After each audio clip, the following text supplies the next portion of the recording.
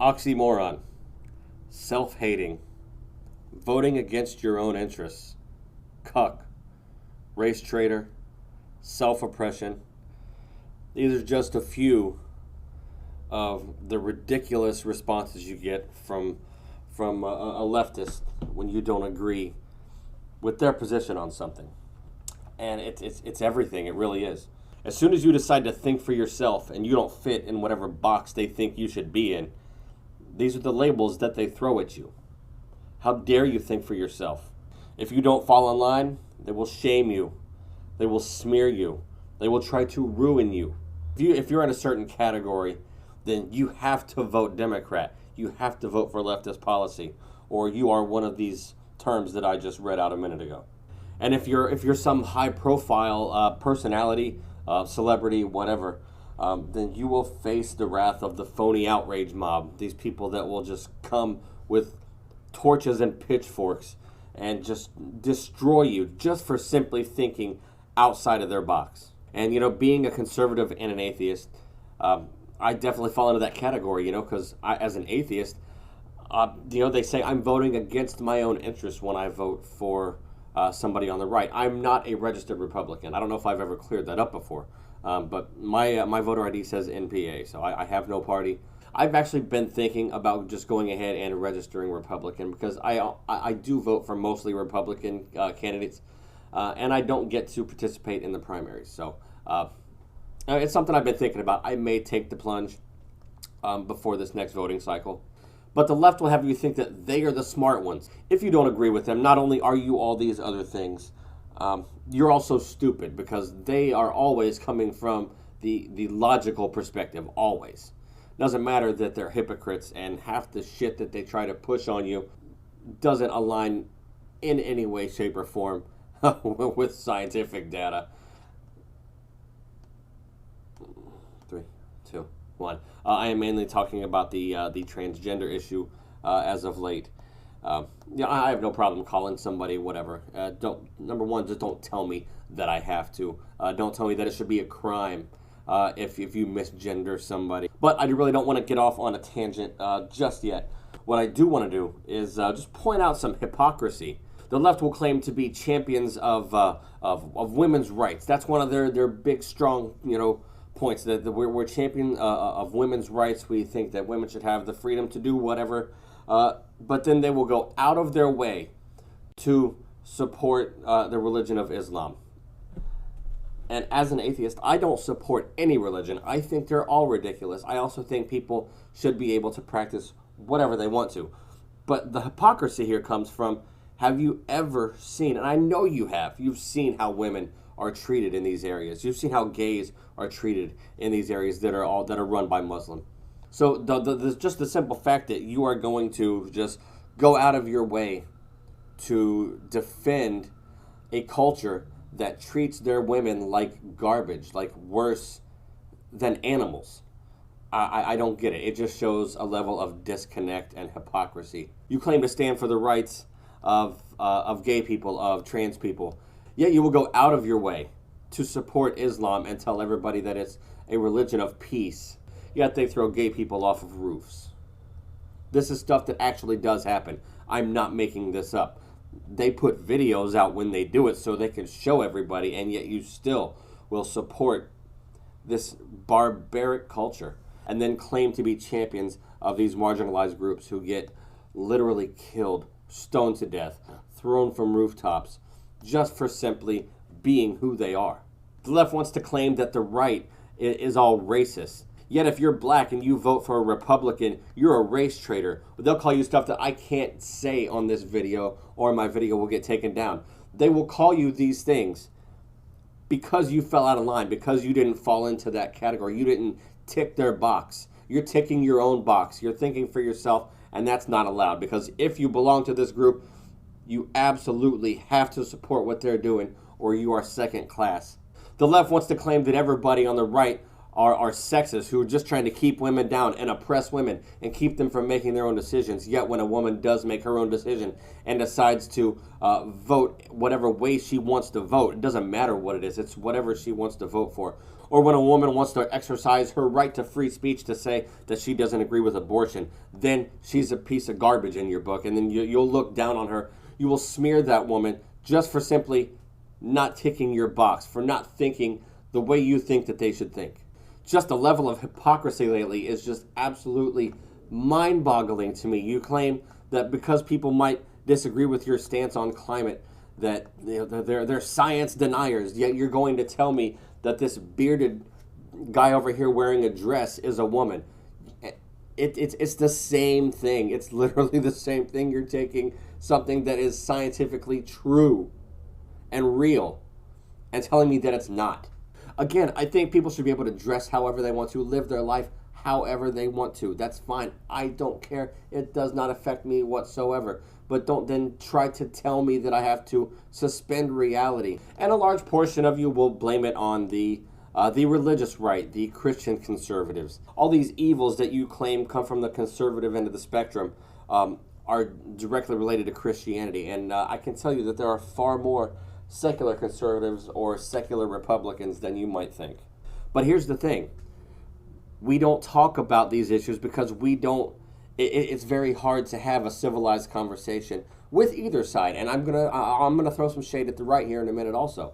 But I can't even have a conversation about most topics with most people because I don't fall into those categories. We, and when I say we, I mean conservative atheists, are in the closet, for the lack of a better term. We are scared to really talk about this stuff, and that's one reason I wanted to make this podcast, and it was to talk about this stuff because nobody's talking about it. Whenever any conversations are had about this, whenever somebody says conservative, you automatically think Christian.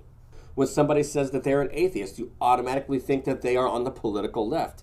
And, I hate to break it to you guys on both sides, but people don't always fall into your box. All right, I'm done ranting on the left for the time being. I do want to move over to the problems that I have with the right wing here. So I could be fairly certain that nobody, and this is left or right, at this moment in time in America, if they claimed that they were atheists, I guarantee you they could not be elected president.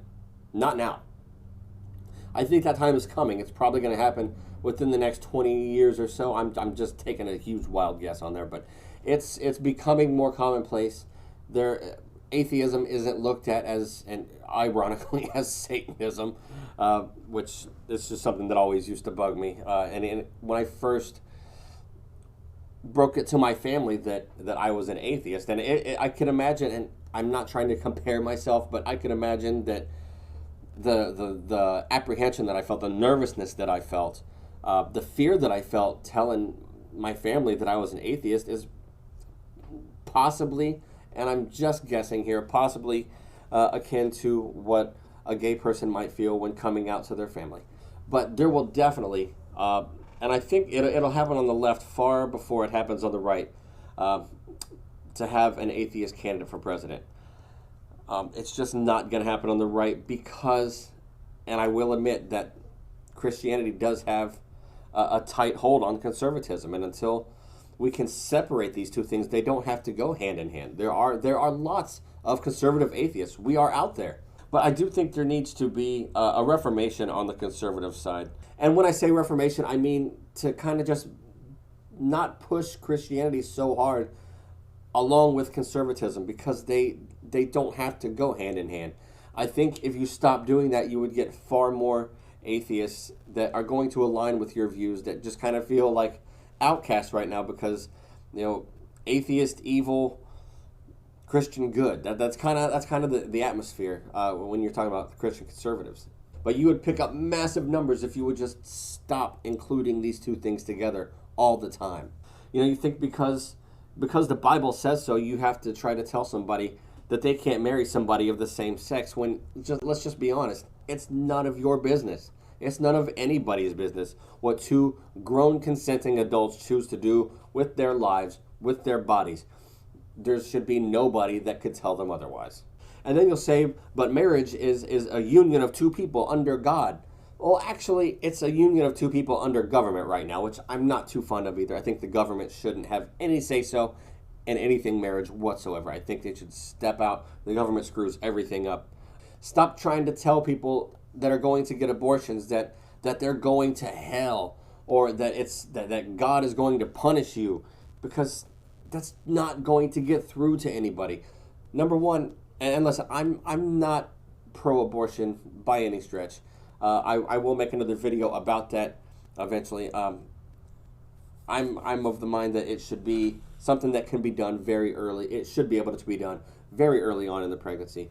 But like I said, that's a video for another time. But stop trying to use the Bible as a way to bludgeon other people to thinking how you want them to think, because it's going to have the opposite effect. You're going to piss these people off, and they are not going to conform to your belief system.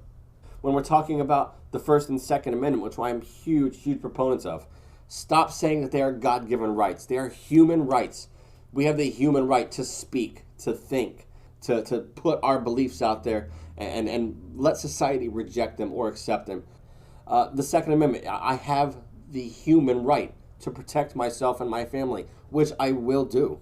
But God didn't give me that right. The government didn't give me that right. My being alive gave me that right. That's what unalienable means. So regardless of what you might think, what you might have been told by your liberal arts professor or your political science professor in college, conservative doesn't mean racist. Conservative doesn't mean sexist. It doesn't mean bigot. It doesn't mean homophobe. It doesn't mean transphobe. It doesn't mean Nazi. It doesn't mean white supremacist. These are political smears. These are tools that people use because they can't win an argument, so they have to throw a label because they don't have any real substantive argument that they can use. So they're just going to throw these labels, these names, these smears, these ugly things at you. Just given the fact that I'm from the South, I know a lot of conservatives, and none of these things apply. Yes, they apply to some people, but they also apply to some people on the left side of the political spectrum as well. It's not, bigotry does not have a political party. But I will tell you what conservatism does mean.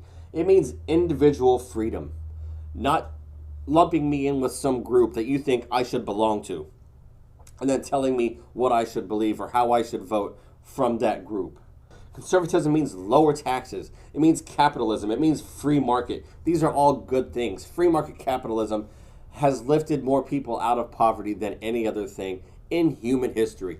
There is less suffering today. There is less starvation today than in any other time in history, and we have capitalism to thank for that. Conservative means pro-Second Amendment. That means I have the basic human right to shoot you in the face if you come into my house and try to harm my family. Conservatism means anti-abortion. It means small government. It means rejection of socialism. But as is always the case, the left will continue to use these things, to use these smears, to paint their political opponents, just because they can't win an argument because their ideas are garbage.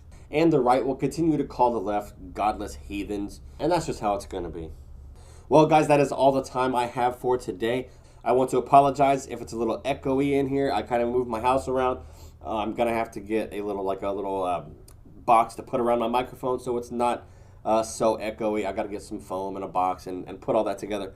But hopefully it didn't sound too bad. I tried to do a little makeshift thing with a colander and a couple of towels. So let's just hope that worked and it doesn't sound like absolute garbage, because if it does, I'm still going to post it anyways, and you guys are just going to have to deal with it. But I want to wish you guys peace and prosperity, and until next time, my name's Chris, and I am the Conservative Atheist. I will see you guys later.